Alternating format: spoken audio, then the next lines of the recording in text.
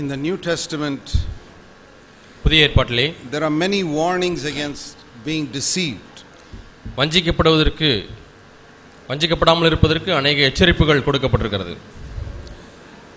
If we take those warnings seriously, இந்த எச்சரிப்புகளை நாம் சீரியஸாக எடுத்துக்கொள்வோமானால் we can protect ourselves from being deceived. நாம் வஞ்சிக்கப்படுவதிலிருந்து நம்மை நாமே பாதுகாத்துக் கொள்ள முடியும். I have found that many people, even in our churches, நம்முடைய சபைகளிலும் கூட अनेक மக்கள் they have a wrong understanding of their own spirituality. தங்களுடைய ஆவிக்குரிய காரியத்தை குறித்து தவறான ஒரு விளக்கத்தை வைத்திருக்கிறார்கள்.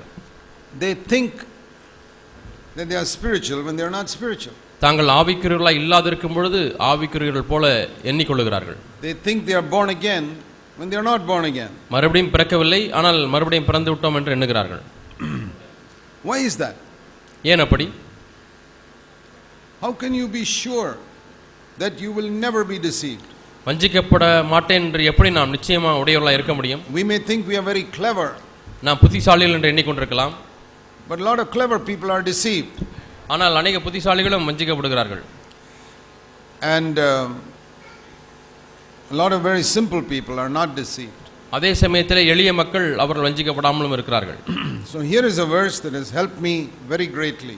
அதிகமாக எனக்கு உதவி செய்திருக்கக்கூடிய ஒரு வசனத்தை இங்கே உங்களுக்கு சொல்கிறேன். I want you to remember that all your life. உங்களுடைய வாழ்க்கை முழுவதுமாக இதை நினைவில் வைத்துக் கொள்ள முடியாது கேட்கிறேன். And if you listen to this, I can guarantee you will never be deceived in your whole life. நீங்கள் இதை செவி கொடுத்தால் உங்கள் முழு வாழ்க்கையிலேயும் நீங்கள் வஞ்சிக்கப்பட மாட்டீர்கள் என்பதற்கு நான் உத்தரவாதம் கொடுக்க முடியும். We are living in days of great deception. மிகுந்த வஞ்சனைக்குரிய ஒரு காலத்திலே நாம் வாழ்ந்து கொண்டிருக்கிறோம். There are many false things going around claiming to be the gospel of Jesus Christ. இயேசு கிறிஸ்துவின் சுவிசேஷம் என்று சொல்லிக் கொள்கிற अनेक தவறான காரியங்கள் நடந்து கொண்டிருக்கிறது. So we need to be careful that we are not gone astray with all that. நாம் இதன் நிமித்தமாய் வழி விலகி போகாதபடிக்கு எச்சரிக்கையாக இருக்க வேண்டும். So please turn with me to 2 Thessalonians in chapter 2. ஆகவே 2 தெசலோனிக்கர் 2ஆம் அதிகாரத்தை எடுத்துக்கொள்ளுங்கள். 2 Thessalonians chapter 2 2 தெசலோனிக்கர் 2ஆம் அதிகாரம் and verse 10 and 11. 10-11 வசனங்கள். In the 11th verse it says that God deceives certain people. 11ஆம் வசனத்திலே தேவனே சில மக்களை வஞ்சிக்கிறார் என்று எழுதப்பட்டிருக்கிறது. It's the only verse in the Bible that says that God himself deceives some people. தேவனே சில பேரை வஞ்சிக்கிறார் என்று சொல்லக்கூடிய ஒரே ஒரு வசனம் தான் முழு வேதாகமத்திலேயும் இங்கே இருக்கிறது. Now I'll come to this. I want to show you two other verses that tell us how we get deceived from other sources. மற்ற காரணங்கள் மூலமாக வஞ்சிக்கப்படக்கூடிய இரண்டு காரியங்களை உங்களுக்கு சொல்லிவிட்டு பிறகு இந்த வசனத்துக்கு நான் வருகிறேன். The number one deceiver is the devil. வஞ்சிக்கிற முதல் நபர் பிசாசு.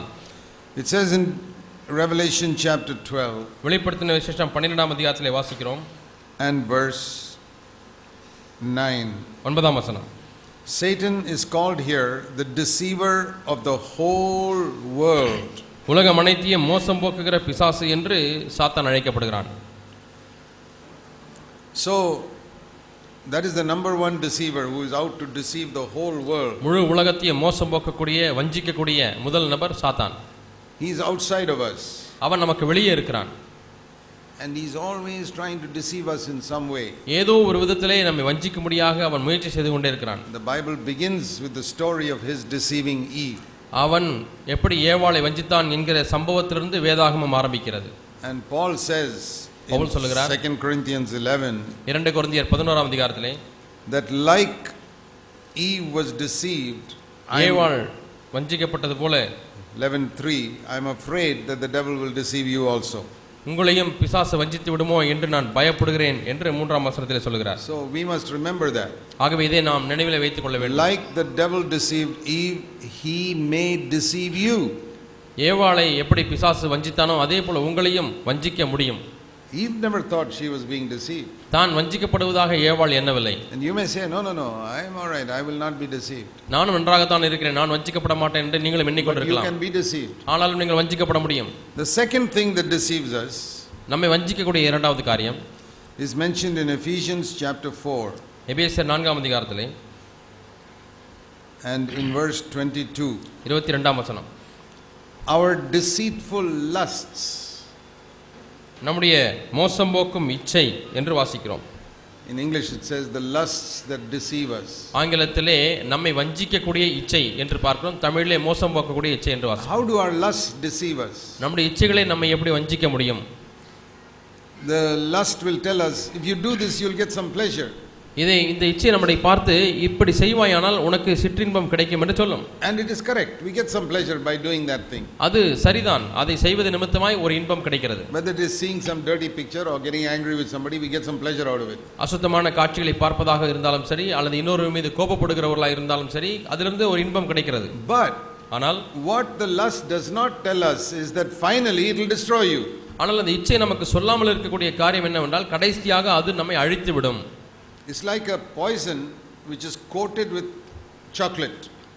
ஒரு விஷம், ஆனால் அது சாக்லேட்டினாலே பூசப்பட்டிருக்கிறது. And when you eat it, it's only the taste of chocolate. நீங்கள் சாப்பிடும் பொழுது சாக்லேட்டை போலவே தான் ருசியாக இருக்கிறது. I enjoy it so much. அது ரொம்ப நல்லாக ருசியாக இருக்கிறது என்று சொல்லி சந்தோஷிக்கலாம். It is a sinful sexual pleasure. அது பாவமாகிய காம விகார பாவமாக இருந்தாலும் சரி, it tastes like chocolate. அது சாக்லேட்டை போலவே ருசியுள்ளதாக இருக்கிறது. Or the pleasure you get out of shouting and getting angry with somebody. அல்லது ஒருவரை திட்டுவதனாலே கோபப்படுவதனாலே உங்களுக்கு ஒரு சந்தோஷம் கிடைக்கிறது. It's like chocolate.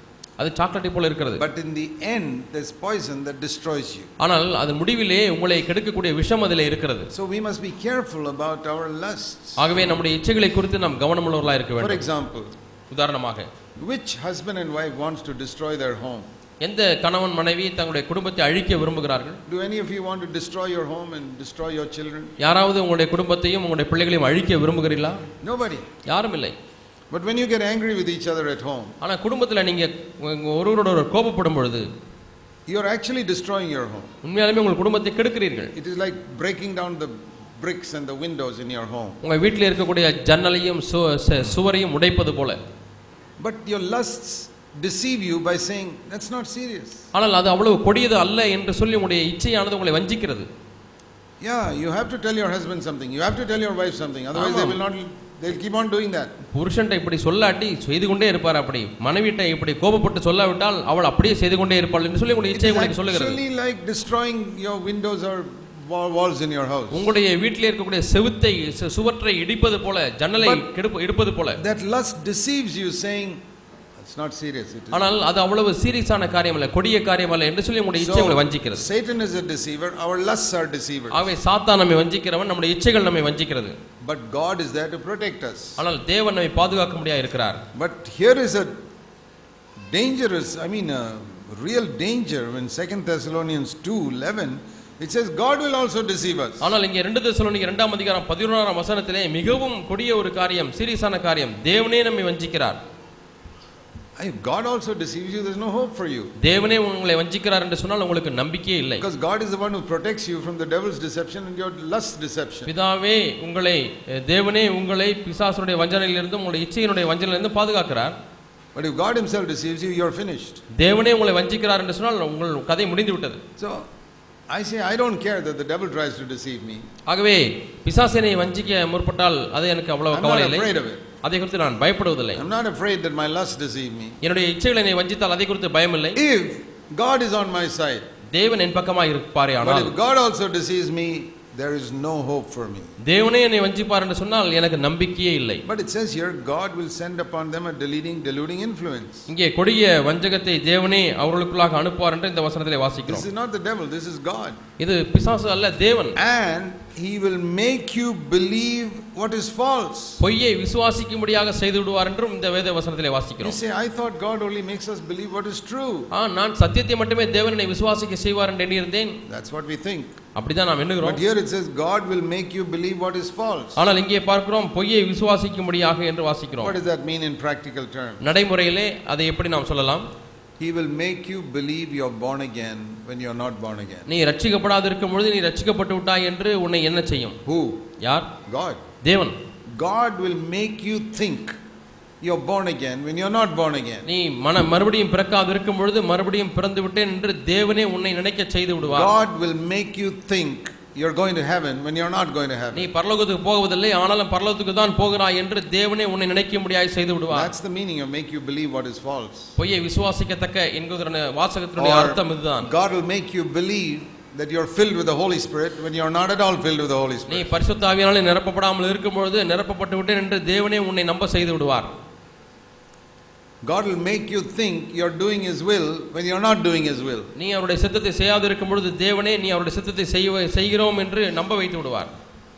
You say, Lord, if you also deceive me, then there's no hope for me. ஆண்டவரே நீரே என்னை வஞ்சிப்பீர் என்று சொன்னால் எனக்கு நம்பிக்கையே இல்லை ஆண்டவரே. How will I ever know whether I'm really born again? உண்மையாலுமே நான் மனம் திரும்பி இருக்கிறேனா இல்லை என்று எப்படி நான் அறிந்து கொள்வது? How will I ever know whether I'm really filled with the Holy Spirit? பரிசுத்த ஆவியானவர் நிரப்பப்பட்டிருக்கானா இல்லையா என்று எப்படி நான் அறிந்து கொள்வது? How will I ever know whether I'm in your will or not? உம்முடைய சித்தத்திலே இருக்கிறேனா இல்லையா என்று எப்படி அறிந்து கொள்வது? I've got only one life on the earth. இந்த பூமியில் எனக்கு இருக்கக்கூடியது ஒரே ஒரு வாழ்க்கை தான். I can't afford to stand before the Lord one day and discover that my whole life I was deceived. என்னுடைய வாழ்க்கை முழுவதுமாக நான் வஞ்சிக்கப்பட்டு விட்டேன் என்று சொல்லி நியாய தீர்ப்பு நாளிலே தேவனுக்கு முன்பாக நிற்கும் பொழுது நான் கண்டுபிடிக்க விரும்பவில்லை. That is going to be the fate of many people who sit in many churches. அநேக சபைகளில் உட்கார்ந்து இருக்கக்கூடிய அநேக மக்களுடைய முடிவு இதுதான். Even CFC churches. CFC சபைகளில் உட்கார்ந்து இருக்கக்கூடிய அநேகருடைய முடிவு இப்படிதான் இருக்க போகுது. I've had sometimes to go to a person who has sat in CFC Bangalore for a number of years. அநேக ஆண்டுகளாக CFC சபையிலே உட்கார்ந்து கொண்டிருக்கக்கூடிய சகோதரத்திலே நான் செல்ல வேண்டியிருந்தது. I went to him one day. ஒரு நாளிலே அவர்களை பார்த்து and I said, you've been breaking bread here for a number of years. நீங்கள் எத்தனை ஆண்டுகளாக கர்த்தருடைய பந்தியிலே இந்த சபையிலே அப்பம் பெற்றுக் கொண்டிருக்கிறீர்கள். I want to say to you, you are not born again. நீங்கள் மறுபடியும் பிறக்கவில்லை என்று உங்களுக்கு நேராக நான் உங்களுக்கு சொல்கிறேன். Because I don't see the fruit in your life. ஏனென்றால் உங்களுடைய வாழ்க்கையிலே கனிகளை நான் பார்ப்பதில்லை. You know, it's like John the Baptist. He told the Pharisees, I don't see any fruit in your life. I am not going to baptize you. நான் உங்களுடைய வாழ்க்கையிலே கனிகளை பார்ப்பதில்லை, ஆகவே உங்களுக்கு ஞானஸ்நானம் கொடுப்பதில்லை என்று சொல்லி யோவான் ஸ்நானகன் பரிசேயரிடத்திலே சொன்னார். He got offended with what I said and he left the church. அந்த சகோதரன் நான் சொன்ன காரியத்தின் நிமித்தமாக இடறல் அடைந்து சபை விட்டு போய் விட்டார். I say, okay. சரி. You don't want to hear the truth, that's another thing. சத்தியத்தை கேட்க விருப்பமில்லை என்று சொன்னால் அது வேற ஒரு காரியம். You go to a doctor for a scan, he takes a scan and says you got cancer. ஒரு டாக்டரிடத்திலே போகிறீர்கள், அவர் ஸ்கேன் படம் எடுத்து உங்களுக்கு புற்றுநோய் இருக்கிறது என்று சொல்கிறார். And you get offended and leave that to go to another doctor. நீங்கள் அந்த டாக்டரிடத்திலே மனம் புண்பட்டு விட்டு நீங்கள் வேற ஒரு மருத்துவரிடத்திலே செல்கிறீர்கள். He only wants your money. அவருக்கு உங்கள் பணம் தான் தேவை. And he says, no, you're okay. நீ நன்றாக தான் இருக்கிறாய் என்று சொல்கிறார். So that's what happens sometimes. ஆகவே சில சமயத்தில் இப்படி தான் நடக்கிறது. So it's very important to make sure that God never deceives us. ஆகவே தேவன் ஒரு காலம் நம்மை வஞ்சிக்காது இருக்கும்படி நாம் நிச்சயித்துக் கொண்டிருப்பது நல்லது. That's my desire. இதுதான் என்னுடைய வாஞ்சை. I say, Lord, I have only one life. ஆண்டவர் எனக்கு இருப்பது ஒரே ஒரு வாழ்க்கை. And I don't want to make a mistake in this one life. இந்த ஒரு வாழ்க்கையிலே ஆண்டவரே நான் தவறு செய்ய விரும்பவில்லை. I don't want to imagine that I'm born again. நான் மறுபடியும் பிறந்து விட்டேன் என்று சொல்லி கற்பனை செய்து கொள்ள I விரும்பவில்லை. want to really be born again. உண்மையாலுமே நான் மறுபடியும் பிறக்க I don't want வேண்டும். to imagine that I'm filled with the Holy Spirit. அபிஷேகத்தினாலே நிறைந்திருக்கிறேன் என்று சொல்லி நான் கற்பனை செய்து கொள்ள விரும்பவில்லை. I don't want to imagine that this is the truth which I'm preaching. நான் இந்த சத்தியத்தை நான் பிரசங்கிக்கிறேன் என்று சொல்லி நான் கற்பனை செய்ய விரும்பவில்லை. I want to really know if it's true. ஆண்டவரே இது உண்மையாலுமே மெய்யா என்பதை அறிந்து கொள்ள விரும்புகிறேன்.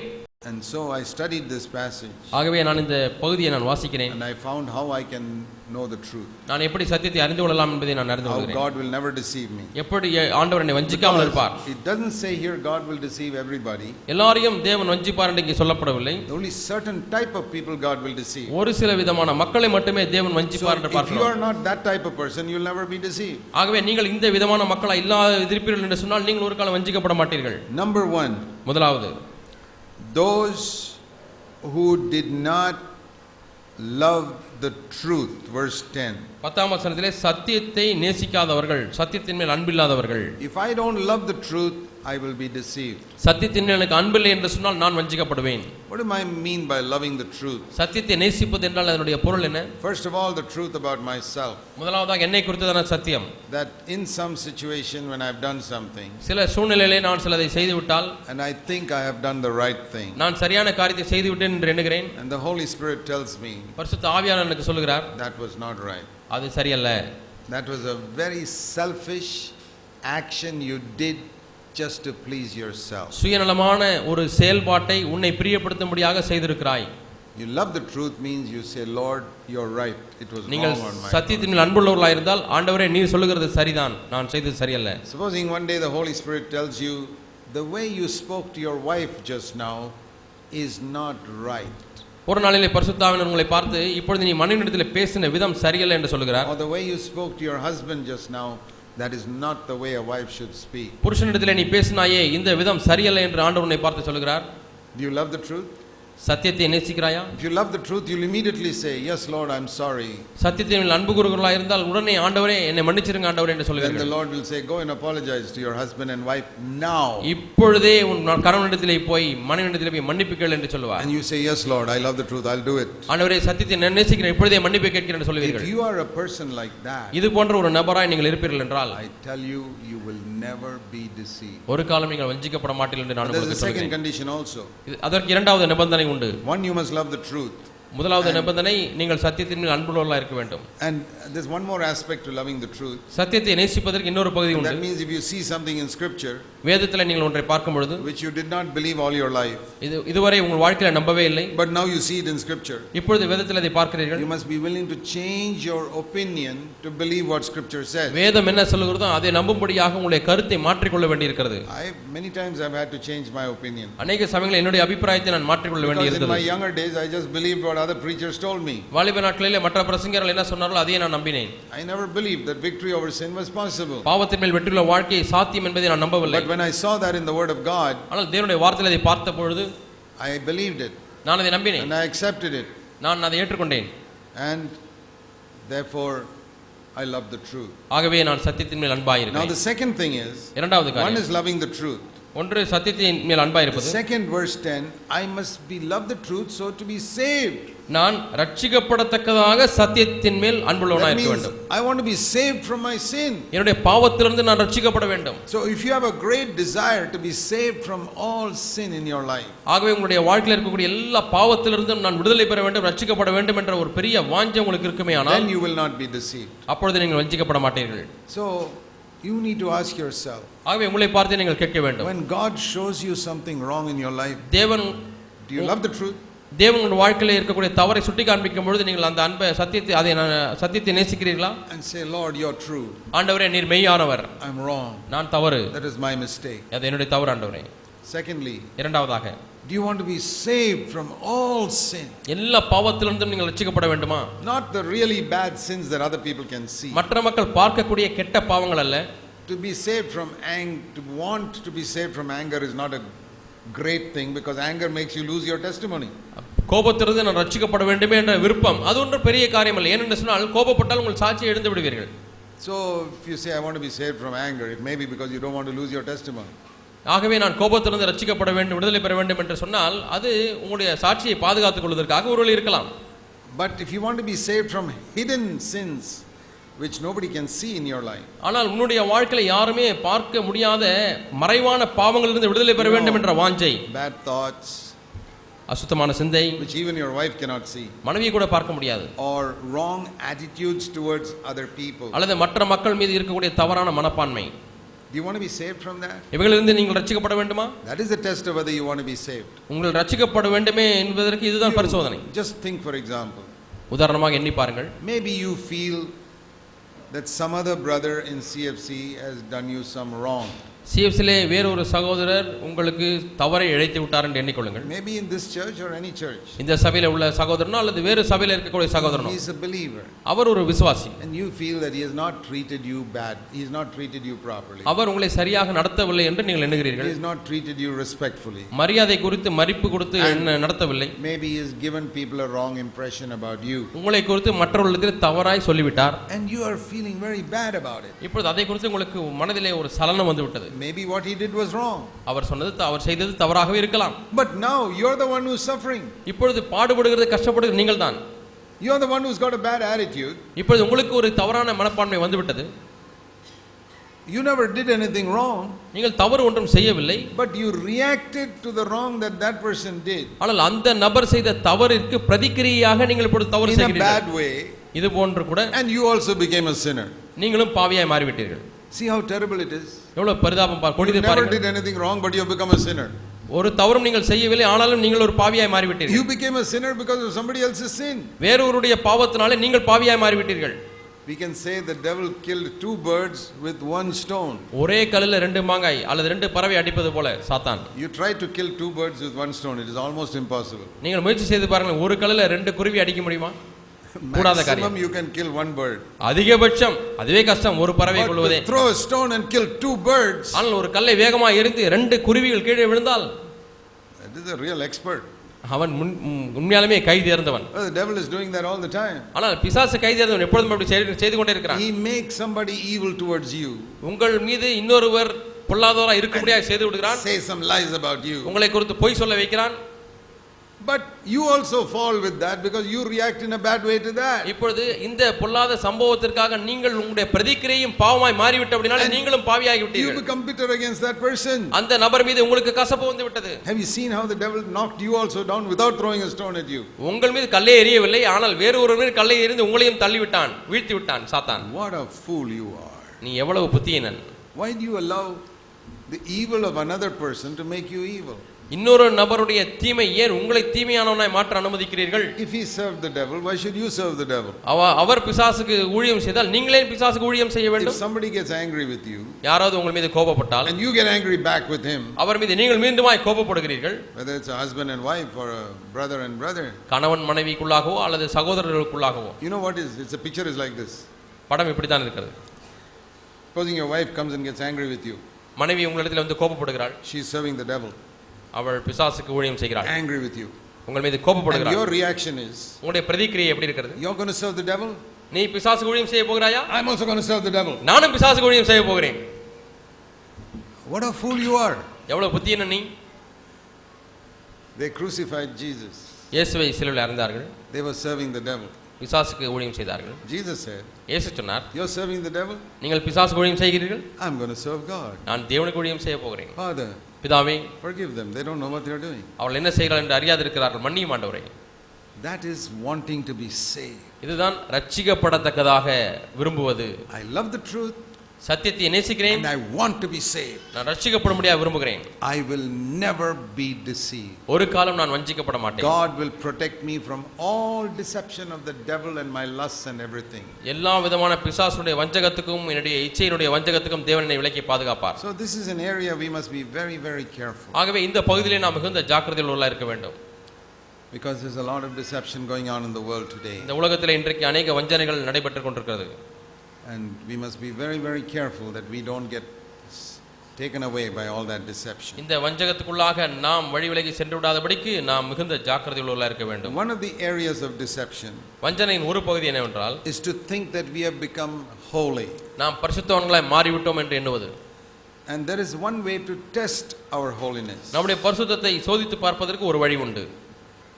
There are two things that go together. இரண்டு காரியங்கள் ஒன்றோடு ஒன்று இணைந்து செல்கிறது. Holiness, பரிசுத்தம், fellowship. ஐக்கியம். You know, somebody asked Jesus, what is the great commandment in the law? பிரமாணத்திலே பெரிய கற்பனை எது என்று ஒருமுறை இயேசுவிடத்திலே கேட்டார்கள். That is in Matthew 22. மத்தேயு 22ஆம் அதிகாரத்திலே வாசிக்கிறோம். Matthew 22, somebody asked him. மத்தேயு 22ஆம் அதிகாரத்திலே ஒருவர் அவரிடத்திலே இயேசுவிடத்திலே கேட்டார். Verse 36, what is the great commandment in the law? கற்பனைகளிலே மிகப்பெரிய கற்பனை எது என்று கேட்கிறார்கள். And Jesus said, இயேசு அவரை பார்த்து, love God with all your heart, soul, strength and mind. உன்னுடைய முழு இருதயத்தோடும் முழு ஆத்மாவோடும் முழு மனதோடும் அன்பு கூர்வாயாக தேவனிடத்திலே என்று சொன்னார். That is living a holy life, where everything I do with love for God. நான் செய்கிற ஒவ்வொரு காரியமும் தேவனையே நேசித்து செய்கிறேன். இதுதான் அன்புள்ள ஒரு பரிசுத்தமான வாழ்க்கை. But he said, I can't give you one. There's another one attached to that which I cannot forget about. நான் மறக்க முடியாது, அதோடு கூட சேர்ந்து இரண்டாம் கற்பனையும் இருக்கிறது என்று இரண்டாம் கற்பனையை கொடுக்கிறார். It's like a coin, it has got two sides. இரண்டு பக்கம் உள்ள நாணயம் போல. So you must love your neighbor as yourself. உன்னுடைய அயலகத்தானை பிறனை உன்னை போல நேசிக்க வேண்டும். So just like the two arms of the cross, I have vertical fellowship with God and horizontal fellowship with my fellow believers. சிலுவையிலே இரண்டு கட்டைகள் இருப்பது போல ஒன்று தேவனோடு கூட உள்ள செங்குத்தான ஒரு ஐக்கியம், இரண்டு கிடைமட்டமாய் மற்றவர்களோடு கூட உள்ள ஐக்கியம். So if I have only vertical fellowship with God but no horizontal fellowship with my fellow believers, எனக்கு தேவனோடு கூட உள்ள செங்குத்தான அந்த உறவு மட்டும் இருக்கிறது, ஆனால் சக விசுவாசிகளோடு கூட எனக்கு ஒரு ஐக்கியம் உறவு இல்லை என்றால், then I may be deceiving myself that I have fellowship with God. தேவனோடு கூட உறவு இருக்கிறது என்று எண்ணி நான் வஞ்சிக்கப்பட்டு கொண்டிருக்கலாம். And that happens very often. அடிக்கடி இப்படி நடைபெறுகிறது. A lot of people in our churches, நம்முடைய சபையில் இருக்கக்கூடிய अनेक மக்கள், who think they are very holy, பரிசுத்தவான் என்று எண்ணுகிறார்கள், but they have no fellowship with their fellow believers. தங்களுடைய சக விசுவாசிகளோடு கூட அவங்களுக்கு ஐக்கியம் இல்லை. I say there's something wrong. அங்கே ஏதோ தவறு இருக்கிறது என்று சொல்கிறேன்.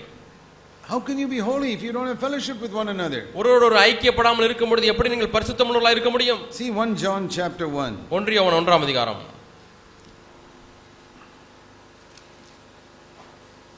1 John 1 and verse 3.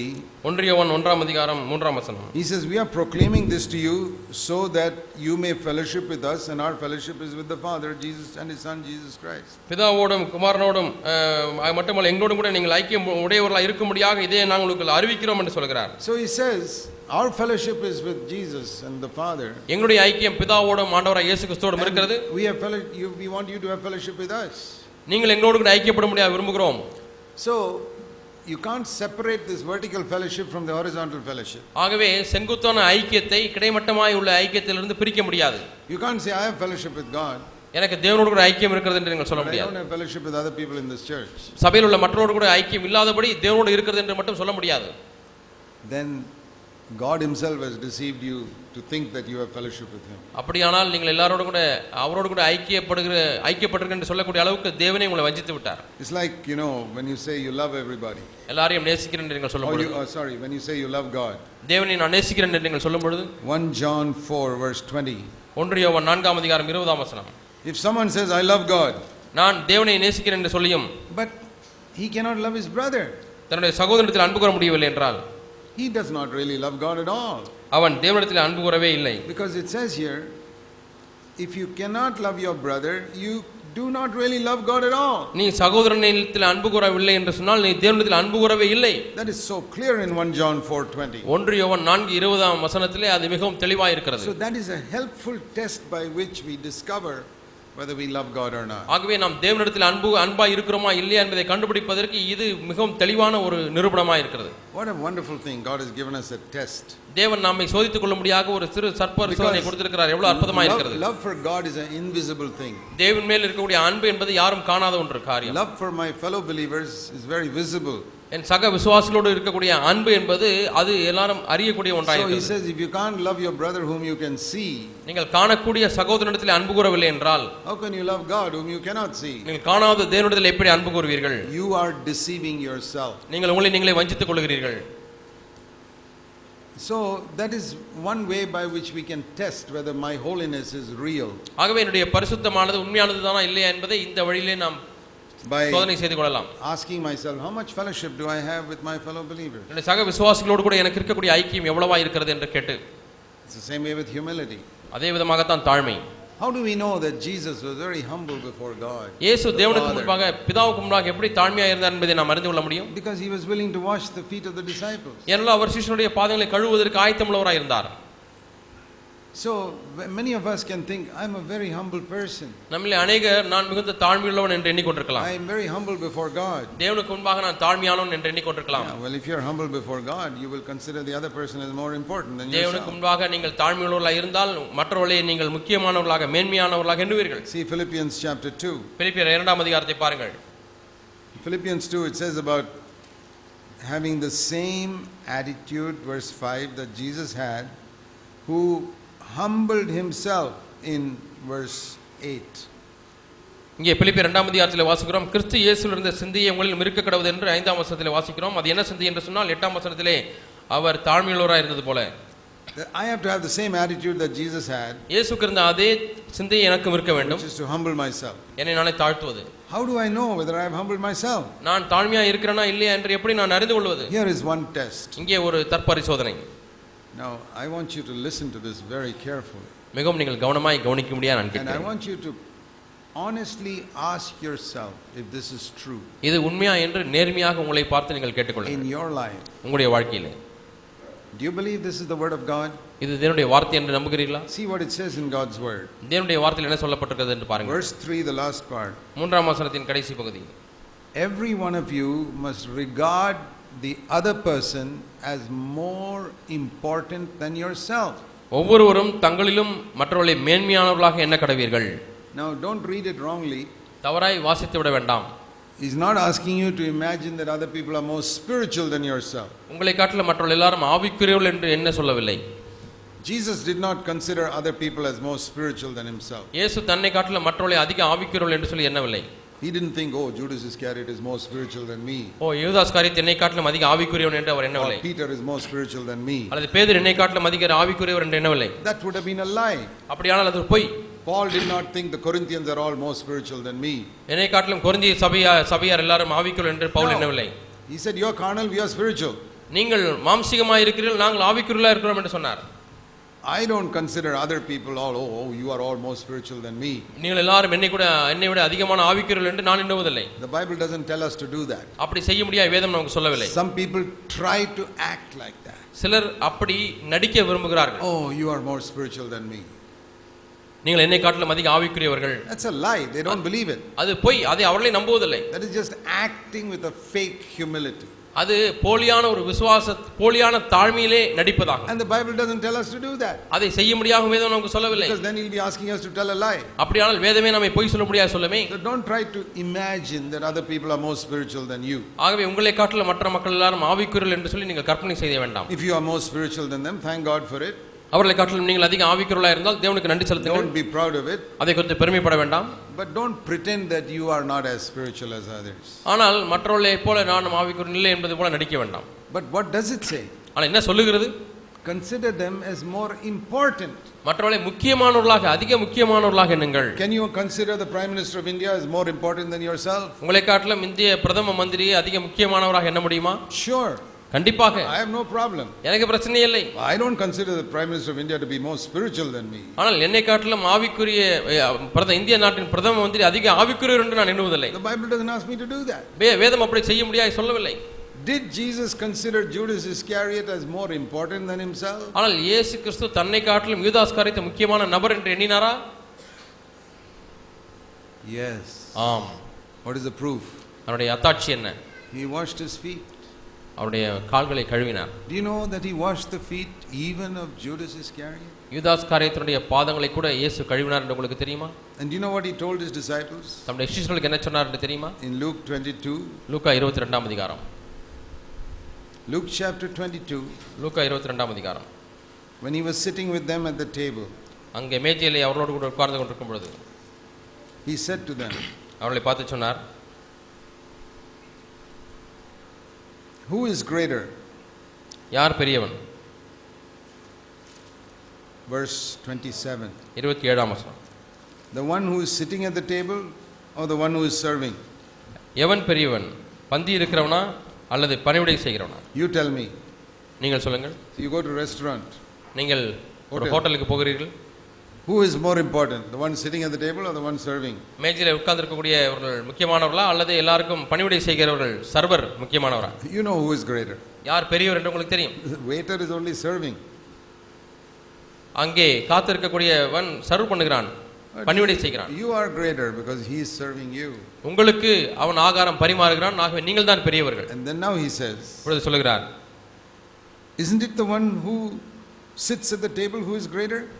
பந்தி இருக்கிறவன் தான் பெரியவன் என்று உங்களுக்கு தெரியாதா? That's right. அது சரிதான். But what am I doing? ஆனால் நான் என்ன செய்கிறேன்? I am not sitting at the table. நான் இப்பொழுது பந்தி இருக்கவில்லை. I am washing your feet. நான் உங்களுடைய பாதங்களை கழுவுகிறேன். I am serving you. நான் உங்களுக்கு பணிவிடை செய்கிறேன். I am sitting at your feet. நான் உங்களுடைய பாதத்திலே உட்கார்ந்து கொண்டிருக்கிறேன். That is the mark of a godly man. ஒரு தேவ மனிதனுடைய அடையாளம் இதுதான். He is willing to serve others. மற்றவர்களுக்கு பணிவிடை செய்வதற்கு தயாராக இருப்பான். He doesn't think himself superior to them.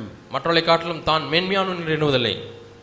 A good church is one which has got such elders. நல்ல மூப்பர்களை கொண்ட இப்படிப்பட்ட மூப்பர்களை கொண்ட சபை தான் நல்ல சபை. Who does not think that he is more important than the others. மற்றவர்களை காட்டிலும் தான் தான் முக்கியமானவன் என்று எண்ணாதவர். No, but who thinks I am a servant here. ஆனால் நான் ஒரு வேலைக்காரன். Churches who got elders like that are really blessed churches. இப்படிப்பட்ட மூப்பர்களை கொண்ட சபைகள் உண்மையாலுமே ஆசீர்வாதம் பெற்ற சபைகள். It's very difficult to find such people. அப்படிப்பட்ட மக்களை பார்ப்பது அரிதாக இருக்கிறது. That is the mark of the true church. மெய்யான சபையினுடைய அடையாளம் இதுதான். The most spiritual person அதிக ஆவிக்குரிய நபர் will be the one who considers everybody else as more important than me. மற்றவர்கள் எல்லாரும் என்னை காட்டிலும் முக்கியமானவர்கள் என்று எண்ணக்கூடிய நபர். He does not have any demands.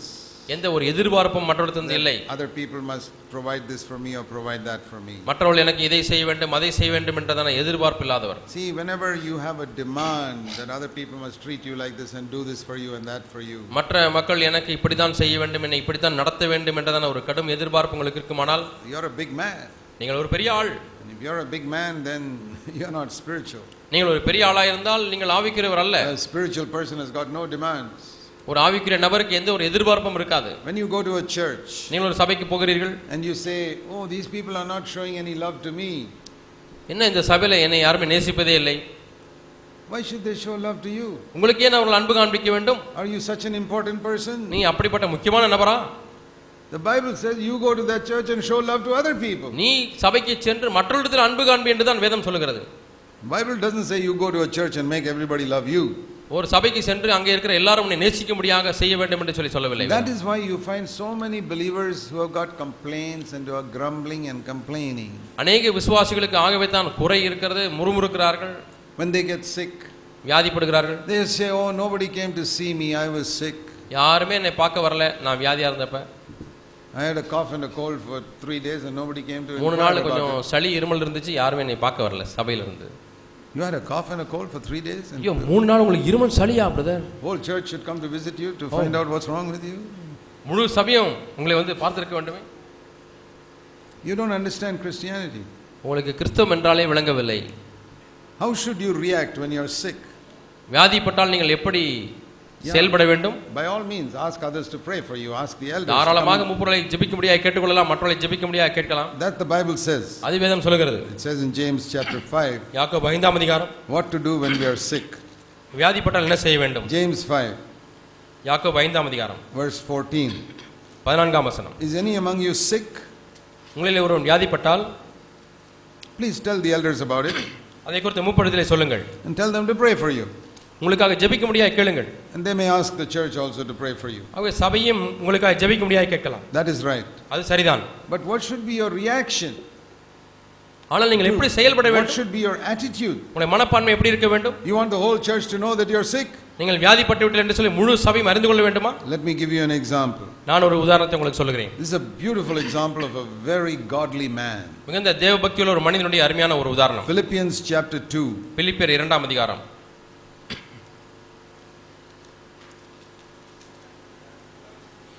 Philippians chapter 2. பிலிப்பியர் 2ஆம் அதிகாரம்.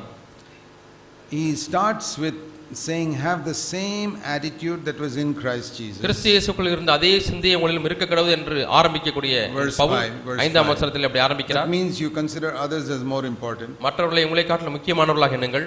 And take interest in verse 4 in the interests of other people and not your own interests only. அவனவன் தனக்கானவைகளை அல்ல பிறருக்கானவைகளையும் நோக்குவானாக என்று 4ஆம் வசனத்திலே வாசிக்கிறோம். That's how Jesus was. எப்படி தான் இயேசு இருந்தார். And Paul is saying first example is Jesus Christ. ஆகவே பவுல் சொல்கிறார் அதற்கு முதல் உதாரணம் இயேசு கிறிஸ்து. He says about himself I am writing about it, which means I am also an example in that area. அவரே இதை எழுதுகிறார், ஆகவே நானும் இதற்கு உதாரணமாக இருக்கிறேன் என்று சொல்கிறார். Then I consider all of you as more important. நான் உங்களை எல்லாரையும் என்னை காட்டிலும் முக்கியமானவர்களாக எண்ணுகிறேன். And I am concerned about your interest, not mine. எனக்கான வழிகள் அல்ல உங்களுக்கான வழியில் நான் விருப்பமுள்ளவனாக இருக்கிறேன் சொல்கிறார். And there's one more example. இன்னும் ஒரு மாதிரி உண்டு. Verse 19 Timothy. 19ஆம் வசனம் தீமோத்தேயு. He is also verse 19 Timothy. 19ஆம் வசனம் தீமோத்தேயு. He is also genuinely concerned verse 20 about your interests. அவனும் உங்களுக்கானவைகளிலே விருப்பமுள்ளவனாக இருக்கிறான், மனதுள்ளவனாக இருக்கிறான் என்று வாசிக்கிறோம். He is not like the others who are seeking their own interests verse 21. 21ஆம் வசனத்திலே மற்றவர்கள் எல்லாரும் தங்களுக்குரியவைகளை தேடிக் கொண்டிருக்கிறார்கள், அதுபோல தீமோத்தேயு இல்லை. So here is one more example. இங்கே இன்னும் ஒரு உதாரணம். Jesus, இயேசு, then Paul, Pavul and Timothy. தீமோத்தேயு. He is giving examples in this chapter of people who have the same attitude of Christ. இயேசு கிறிஸ்துவில் இருந்த அதே சிந்தையை கொண்ட மனிதர்களை உதாரணமாக இந்த அதிகாரத்திலே சொல்கிறார். It's a beautiful chapter. அருமையான அழகான ஒரு அதிகாரம். Not only exhortation but examples. அங்கே புத்தி சொல்லுதல் மட்டுமல்ல உதாரணங்களையும் காண்பிக்கிறார். Now he says I'll give you one more example. இன்னும் ஒரு உதாரணத்தை உங்களுக்கு சொல்கிறேன். Verse 25. 25ஆம் வசனம். Epaphroditus. எப்பாப்ரோதித்து. It says here he was so sick. அவன் அவ்வளவாய் வியாதிப்பட்டான். But do you know what troubled him? ஆனால் அவனுக்கு கஷ்டத்தை கொடுத்தது என்ன தெரியுமா? It's amazing. வியப்பாய் இருக்குது, ஆச்சரியமா இருக்குது. He was not troubled because he was sick. தான் வியாதிப்பட்டபடினாலே அவர் கவலைப்படவில்லை. He was not even troubled that other people did not come to visit me. என்னை பார்ப்பதற்கு மற்ற மக்கள் வரவில்லை என்பதனாலே கூட அவருக்கு துக்கம் இல்லை. See verse 26. 26ஆம் வசனம் பாருங்க. He was so troubled because you people heard he was sick. அவன் வியாதிப்பட்டதை நீங்கள் எல்லாரும் கேட்டபடினாலே அவ்வளவாய் வியாகுலப்படுகிறவனாய் இருந்தார். Why did they hear I am sick? I'm okay, I'm not so serious. நான் ஒன்றும் அவ்வளோ சீரியஸா இல்லை, ஏன் இவங்க கேள்விப்பட்டாங்களே, ஐயோ they will all be disturbed about me now. ஐயோ இப்போ என்னை குறித்து அவங்களாம் கரிசனைப்படுவாங்களே. What a wonderful brother. என்ன அருமையான ஒரு சகோதரன். You know, you get sick நீங்கள் வியாதிப்படலாம். And you hope nobody knows about it so that they don't get worried about you. உங்களை குறித்து அவள் கவலைப்படாதபடிக்கு யாரும் கேள்விப்படக்கூடாதே என்று உங்களுக்கு இருக்கிறதா? You just quietly tell the elders and say, pray for me. நீங்கள் அமைதியாக முப்பொருத்திலே சொல்லி எனக்காக ஜெபிங்கள் என்று சொல்கிறீர்கள். I don't want the whole church to come and be sympathetic for me. Oh dear brother, we are so sorry you are. ஐயோ சகோதரரே, உங்களுக்கு வியாதி வந்ததனால நாங்க ரொம்ப வருத்தப்படுறோம் என்று சொல்லி முழு சபையும் வந்து உங்களுக்காக பரிதாபப்பட வேண்டுமா? When did you catch this cold? எப்ப உங்களுக்கு இந்த சளி பிடித்தது? We are so sorry that you got a cold. நினைச்சு பார்க்கறதுக்கு ரொம்ப வருத்தமா இருக்குது. Oh, have you got little fever also? ஓ, அதோட கூட உங்களுக்கு ஜுரமும் வந்துருச்சா? We are so sorry to hear that. ரொம்ப வருத்தமா இருந்துச்சு கேள்விப்பட்டதுக்கு. What type of Christians are these people? இவரெல்லாம் என்ன விதமான கிறிஸ்தவர்கள்? Why not be like Epaphroditus? ஏன் எப்பாப்ரோதித்துவை போல இருக்க கூடாது? I don't want people to know and get worried about me. I'm all right. நான் நன்றாக தான் இருக்கிறேன். என்னை குறித்து இவர்கள் கேள்விப்பட கூடாது, வியாதியா இருக்கேன்னு கேள்விப்பட விட கூடாது. And how sick was he? He didn't just have a cold. அவருக்கு சளி பிடித்த வியாதி எல்லாம் இல்லை. Verse 27, he was so sick he almost died. 27ஆம் வசனத்தை பாருங்கள், மரணத்துக்கு சமீபமாக இருக்கக்கூடிய அளவுக்கு வியாதிப்பட்டார். Such a serious sickness and he was disturbed that other people knew about it. அவ்வளவு கொடிதான வியாதி, ஆனால் மற்றவர்கள் கேள்விப்பட்டு விட்டார்கள் என்பதனாலே வியாகுலம். Because he said, why should I trouble these people? ஏன் நான் இந்த மக்களை தொந்தரவுபடுத்த வேண்டும்? I am not an important person. நான் ஒரு முக்கியமான நபர் அல்ல. I am an ordinary person. நான் ஒரு சாதாரண நபர். Dear brothers, அருமையான சகோதரரே, sisters, it is such men with whom God builds his church. இப்படிப்பட்ட நபரை கொண்டு தான் தேவன் சபையை கட்டுகிறார்.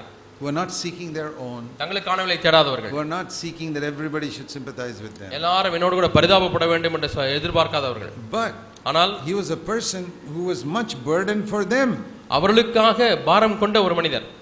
Because it says here, இங்கே சொல்லப்பட்டிருக்கிறது, why did he come close to death? How did he get sick? இவர் வியாதிப்பட்டார். எப்படி மரணத்திற்கு சமீபமாய் வரக்கூடிய அளவுக்கு வியாதிப்பட்டார்? See, it says here in verse 30, he came close to death for the work of Christ. கிறிஸ்துவுடைய ஊழியத்திற்காக அவர் மரணத்திற்கு சமீபமானார் என்று because he risked his life to complete what was deficient in your service to me. அங்கே ஊழியத்திலே குறைவுபட்டதை நிறைவாக்கும்படிக்கு தன் பிராணனையும் எண்ணாமல் அவர் ஊழியத்திற்காக மரணத்துக்கு சமீபமானார். Paul was in a jail. Pavul சிறைச்சாலையில் இருக்கிறார். And this Epaphroditus had come from Philippi. எப்பாப்ரோதித்து பிலிப்பி பட்டணத்திலிருந்து வருகிறார். And he had come to help Paul. பவுலுக்கு உதவி செய்யும்படியாக வருகிறார். And he goes visits him regularly in that jail. அவர் அந்த சிறைச்சாலையில் இருக்கக்கூடிய பவுலை அவர் அடிக்கடி போய் சந்திக்கிறார். He had traveled a long distance from Philippi to Rome. பிலிப்பிலிருந்து ரோம் பட்டணத்துக்கு நீண்ட பிரயாணம் செய்திருக்கிறார். Going and visiting Paul in that jail. பவுலை சிறைச்சாலையிலே பார்க்கிறார். In all types of weather. எல்லா விதமான சூழ்நிலைகள். He became sick. வியாதிப்பட்டு விட்டார். He became sick trying to serve Paul. பவுலுக்கு ஊழியம் செய்யும்படியாக பிரயாசம் எடுத்து வியாதிப்பட்டு விட்டார். Because the church in Philippi sent him. என்றால் பிலிப்பி சபை இவரை அனுப்பியது.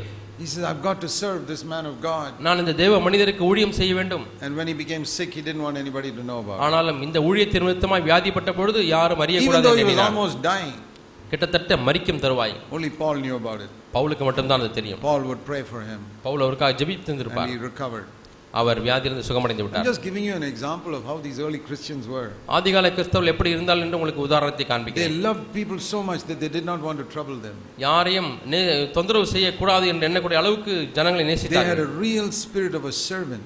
அவர்கள் பணிவுடை ஆவி உடையவர்களாய் தாழ்மையுள்ள ஆவியுள்ளவர்களாய் இருந்தார்கள். So dear brothers and sisters, அருமையான சகோதர சகோதரிகளே, if we have a vertical love for God, நாம் தேவனுக்கென்று ஒரு செங்குத்தான ஒரு அன்பு இருக்குமேயானால் it must manifest itself in a love and a concern for one another. மற்றவர்கள் மீது இருக்கக்கூடிய அன்பு கரிசனையின் மூலமாக அந்த அன்பு வெளிப்பட வேண்டும். I want to serve them, but I don't want anything in return. நான் அவர்களுக்கு ஊழியம் செய்ய வேண்டும், அதற்கு மாறாக எனக்கு ஒன்றும் தேவையில்லை. Do you know that is what the spirit that we have taught in all of our churches in Tamil Nadu, தமிழ்நாட்டிலே உள்ள நம்முடைய எல்லா சபைகளிலேயும் இதைத்தான் நாம் இந்த ஆவியைத்தான் நாம் போதித்திருக்கிறோம். Kerala and Andhra, கேரளாவிலேயும் ஆந்திராவிலேயும் and even in other countries, மற்ற நாடுகளிலேயும் கூட we have taught our elder brothers, நம்முடைய மூப்பர்களுக்கு இப்படி சொல்லிக் கொடுத்திருக்கிறோம். you must serve people and expect nothing in return. நீங்கள் மக்களுக்கு ஊழியம் செய்து அதற்கு கைமாறாக எதையும் எதிர்பார்க்க கூடாது. Serve people and expect nothing in return. மக்களுக்கு ஊழியம் செய்யுங்கள், அதற்கு எதிர்மாறாக எதையும் எதிர்பார்க்காமல் இருங்கள். Don't expect money. பணத்தையும் எதிர்பார்க்க வேண்டாம். Don't expect honor. கனத்தை எதிர்பார்க்க வேண்டாம். Don't expect that they will serve you. உங்களுக்கு அவர் ஊழியம் செய்வார்கள் என்று எதிர்பார்க்க வேண்டாம். Don't even expect that they will respect you. உங்களை மதிப்பார்கள் என்று கூட எதிர்பார்க்க வேண்டாம். You find your joy in serving them. நீங்கள் அவர்களுக்கு ஊழியம் செய்வதிலேயே உங்கள் சந்தோஷத்தை பெற்றுக்கொள்ளுங்கள். With this principle, இந்த தத்துவத்தினாலே expecting nothing in return, மாறாக எதையும் எதிர்பார்க்காமல், And that way we can say our churches are unique. இந்த விஷயத்திலே நம்முடைய சபை தனித்துவம் வாய்ந்த சபை என்று நாம் சொல்லலாம். I don't think you will find many preachers in India like that in a group of churches. குழுவாக உள்ள சபைகள் கூட்டத்திலே இப்படிப்பட்ட பிரசங்கரை பார்ப்பது. You may find one or two here and there. இங்கேயும் அங்கேயும் ஒன்று இருவரை பார்க்கலாம். Can you find any denomination in India where all the pastors and elders are like that, expecting nothing in return? எதையுமே எதிர்பார்க்காத பாஸ்டர்களால் நிறைந்த சபை குழுக்களை ஸ்தாபனை பார்க்க முடியுமா? There may be one or two pastors like that, but you don't find a group of churches where everybody is like that. ஒன்று இரண்டு போதகர்கள் வேண்டுமானால் அப்படி இருக்கலாம், ஆனால் எல்லா போதகர்களுமே அப்படி இருக்கக்கூடிய சபை ஸ்தாபனையை பார்க்க முடியுமா? We have about 70 or 80 elders in our churches. நம்முடைய சபைகளில் 70 அல்லது 80 மூப்பர்கள் இருக்கிறார்கள். Not one of them expects any salary. அதில் ஒருவராகிலும் சம்பளத்தை எதிர்பார்ப்பதில்லை. I hope they don't expect any honor. கனத்தையும் எதிர்பார்க்காமல் இருக்கிறார்கள் என்று நான் நம்புகிறேன். I hope they expect nothing. அவர்கள் ஒன்றையும் எதிர்பார்க்காமல் இருக்கிறார்கள் என்று நான் நம்புகிறேன். Because that's how Jesus came to this earth. இப்படிதான் இயேசு இந்த பூமிக்கு வந்தார். He says, I have not come here to be served. I have come here to serve. நான் பணிவிடை கொள்ள வரவில்லை, பணிவிடை செய்ய வந்தேன் என்று சொன்னார். But it's so difficult to find that spirit of Christ today in Christianity. ஆனால் இந்த கிறிஸ்துவினுடைய ஆவியை இன்றைய கிறிஸ்தவ வட்டாரங்களிலே பார்ப்பது மிகவும் கடினமாக இருக்கிறது, அரிதாக இருக்கிறது. Look at this expression which I just quoted is actually from the words of Jesus. நான் இப்பொழுது சொன்ன இந்த வாசகத்தை பாருங்கள், இயேசுவினுடைய வார்த்தையிலிருந்து நான் உங்களுக்கு சொன்னேன். See Luke chapter 6. லூக்கா 6ஆம் அதிகாரம்.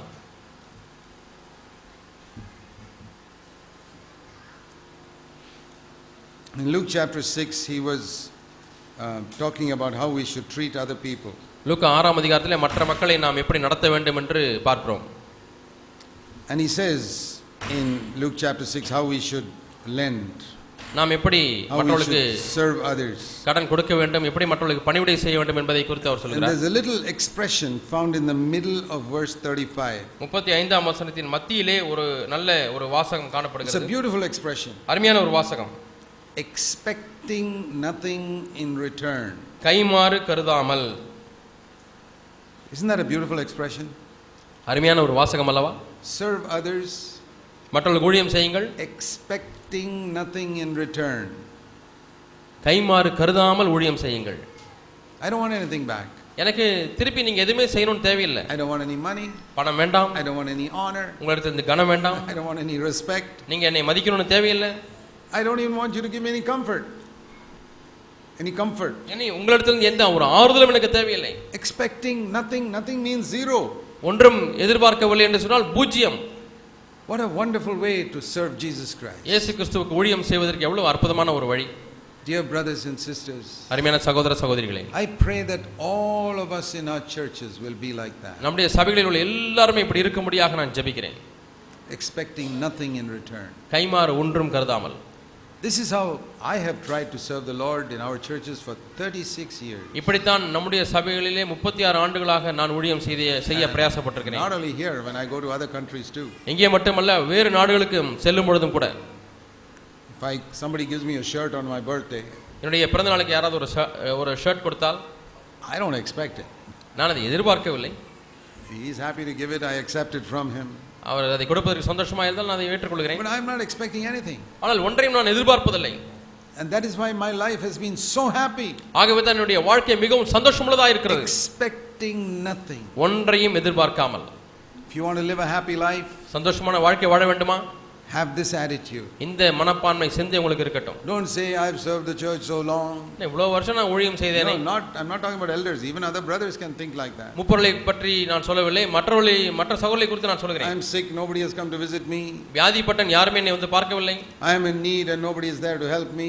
தேவையில வந்திருக்கிறேன் பிரதர், யாருமே ஒண்ணுமே செய்யல brother. I am in debt and nobody is coming to help me to clear my debt. நான் எவ்வளவு கடன் பட்டிருக்கிறேன், இந்த கடனை திருப்பி செலுத்த உதவி செய்வதற்கு யாரும் வரவில்லை.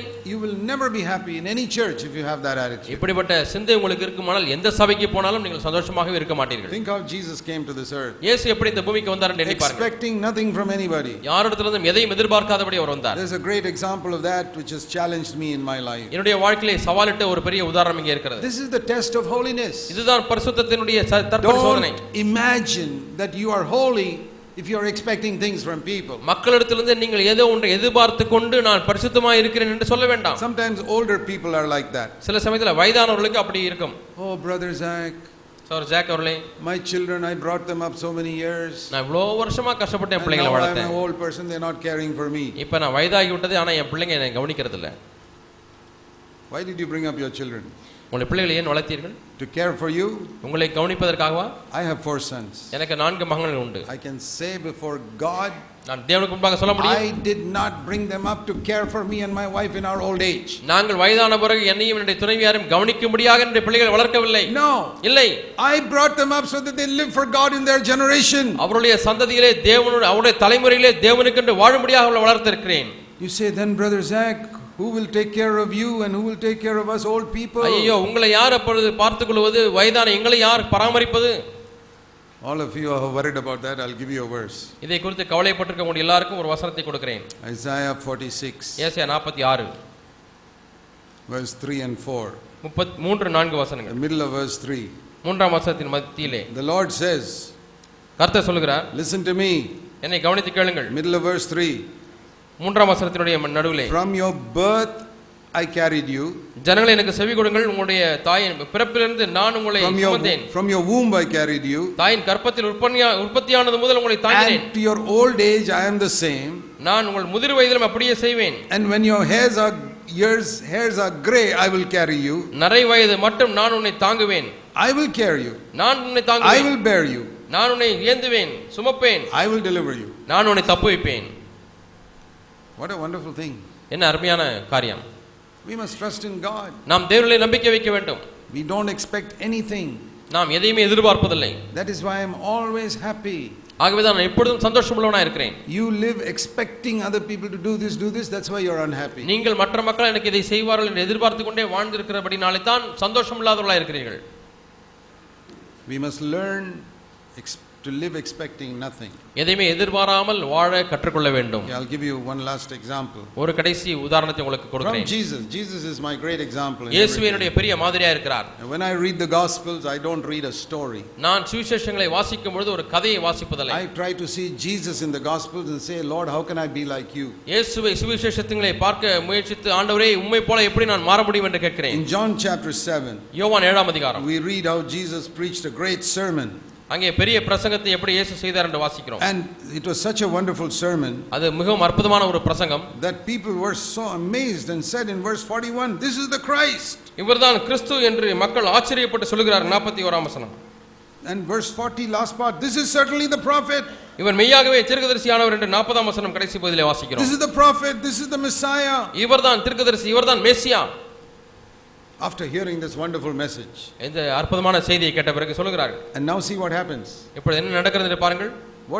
How do these people treat this great prophet? இந்த பெரிய தீர்க்கதரிசி எப்படி நடத்துகிறார்கள்? It says in verse 53, 53ஆம் வசனம், after all the sermon was over, இந்த பிரசங்கங்கள் எல்லாம் முடிந்த பிறகு everybody went to their own home. அவரவர் தங்கள் வீட்டுக்கு போனார்கள். Jesus' home is in Capernaum, many hundreds of kilometers away. இயேசுவுடைய வீடு கப்பர்நகூமிலே இருக்கிறது, நூற்றுக்கணக்கான கிலோமீட்டர்களுக்கு அப்பாலே இருக்கிறது. This is in Jerusalem. இங்கே எருசலேமிலே இந்த காரியம் நடக்கிறது. And nobody asked the prophet, where are you sleeping tonight? யாருமே இந்த தீர்க்கதரிசியானவரை பார்த்து இன்றைக்கு எங்கே தூங்குவீர் என்று கேட்கவே இல்லை. Can you imagine a person, they are so blessed by a message, they never try to find out where is this prophet going to sleep tonight. செய்தியிலே இவ்வளவாய் ஆசீர்வதிக்கப்பட்ட மக்கள் அவரை பார்த்து இன்று இரவு எங்கே தூங்க போகிறீர்கள் என்று கூட கேட்கவில்லை. That has never happened to me. எனக்கு இதுவரை அது போல் நடக்கவில்லை. Wherever I go, they take such good care of me. நான் எங்கு சென்றாலும் என்னை நன்றாக பராமரிக்கிறார்கள். But Jesus, ஆனால் இயேசு, nobody bothered to find out where he is sleeping. அவர் எங்கே தூங்க போகிறார் என்பதை குறித்து யாருமே அக்கறைப்படவே இல்லை.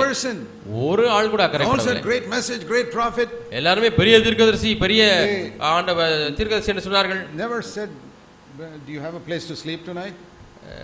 ஐயா, இந்த இரவு தூங்குவதற்கு உங்களுக்கு இடம் இருக்கிறதா என்று கேட்டதற்கு, come to my house. எங்க வீட்டுக்கு வாங்க. Nobody. யாருமே இல்லை. Not even one person. ஒரு ஆள் கூட கேட்பதற்கு இல்லை. Everybody went to their own house. எல்லாரும் தங்கள் வீட்டுக்கு போய் விட்டார்கள். So Jesus is alone there. அப்பொழுது இயேசு தன்னந்தனியா இருக்கிறார். He says it's not raining today, so it's okay. பரவாயில்லை, இன்னைக்கு மழையே இல்லை, சரி. Verse 1, chapter 8, verse 1. அடுத்த 8ஆம் அதிகாரம் 1ஆம் வசனம். Let me go to the Mount of Olives and sleep under the trees. நான் இந்த ஒலிவமலைக்கு போய் ஒரு மரத்தின் அடியிலே படுத்து தூங்கட்டும். This is the great prophet. பெரிய தீர்க்கதரிசி. Next morning, அடுத்த நாள் காலை, early in the morning, அதிகாலையிலே verse 2, இரண்டாம் வசனம், he comes into the temple to preach again. அவர் மீண்டுமாய் தேவாலயத்திற்கு திரும்பி வந்து பிரசங்கிக்கிறார். And all the fellows had come from their home again to listen to the great prophet. அந்த பெரிய தீர்க்கதரிசிக்கு செவி கொடுக்கும்படியாக மீண்டுமாய் தங்கள் வீடுகளிலிருந்து எல்லாரும் வந்து விட்டார்கள். Before Jesus opened his mouth, the first question they should have asked him is, Lord, where did you sleep last night? இயேசு பிரசங்கிக்க வாயை திறப்பதற்கு முன்பதாக மக்கள் என்ன கேட்டிருக்க வேண்டும்? ஆண்டவரே, நேற்று இரவு எங்கே தூங்கினீர்? They are not bothered. அவர்களுக்கு அதை குறித்து கவலை இல்லை. And Jesus does not say, hey, none of you fellows found out where I was sleeping last night. You know where I had to sleep last night? உங்கள் யாருமே நான் எங்க தூங்கினேன் நீங்க கண்டுபிடிக்கவில்லை, நான் எங்க தூங்கினேன் தெரியுமா என்று தம்முடைய பிரசங்கத்தை ஆரம்பிக்கவில்லை. Or in some clever way, well, the sun, it was in clear sky last night when I was sleeping. அல்லது மிகவும் தந்திரமாக, நான் நேற்று இரவு வானம் வெட்டொளியா இருந்தது, அப்பொழுது நான் மரத்தடியிலே தூங்கிக் கொண்டிருந்த பொழுது என்றெல்லாம் சொல்லவில்லை. To make people feel guilty that you did not invite me to your house. உங்க வீட்டில் என்ன கூப்பிடல, ஆகவே உங்களுக்கு குற்ற உணர்வு செய்ய வேண்டும் என்பதற்காக அவர் பிரசங்கிக்கவில்லை. He was not like that. அவர் அப்படி இல்லவே இல்லை. Expecting nothing from anybody. யாரிடத்திலிருந்தும் எதையும் எதிர்பார்க்காத ஒரு வாழ்க்கை. This is our Savior. இவர்தான் நம்முடைய இரட்சகர். This is our example. இவர்தான் நம்முடைய மாதிரி. Are you following him? நீங்கள் அவரை பின்பற்றுகிறீர்களா? I want to follow him. நான் அவரை பின்பற்ற விரும்புகிறேன். And he got up and he again began to preach. மீண்டுமாய் பிரசங்கிக்க ஆரம்பித்தார். Is this the Jesus you are following? இந்த இயேசுவை தான் நீங்கள் பின்பற்றுகிறீர்களா? You say you have wonderful fellowship with God. தேவனோடு கூட அற்புதமான ஐக்கியம் இருக்கிறது என்று சொல்கிறீர்கள். Then have a humble attitude towards others. மற்றவர்கள் மீது ஒரு தாழ்மையான சிந்தை கொண்டிருங்கள். Say, all of you are more important than me. என்னை காட்டிலும் நீங்கள் எல்லாரும் முக்கியமானவர்கள். I am only a servant. நான் ஒரு வேலைக்காரன். Then you are really holy. அப்படியானால் உண்மையாலுமே நீங்கள் பரிசுத்தமாக இருக்கிறீர்கள். God will never allow you to be deceived. ஒரு காலம் நீங்கள் வஞ்சிக்கப்பட முடியாது, தேவன் அனுமதிக்க மாட்டார். About your holiness. உங்களுடைய பரிசுத்தத்தை Let's pray. நாம் ஜெபிப்போம். Heavenly Father, பரலோக பிதாவே, help us to see Jesus more clearly. இயேசுவை மிகவும் தெளிவாய் பார்க்க எங்களுக்கு உதவி செய்யும். Our wonderful example and shepherd. ஆண்டவரே, எங்களுடைய அற்புதமான மாதிரியும் மேய்ப்பருமாய் இருக்கிறவர். And help all of us to be more like him. ஆண்டவரே, அவரை போலவே நாங்கள் அதிகமாக இருக்கும்படி எல்லாருக்கும் உதவி செய்யும். Pray in Jesus' name. இயேசுவின் நாமத்தில் ஜெபிக்கிறோம் பிதாவே. ஆமென்.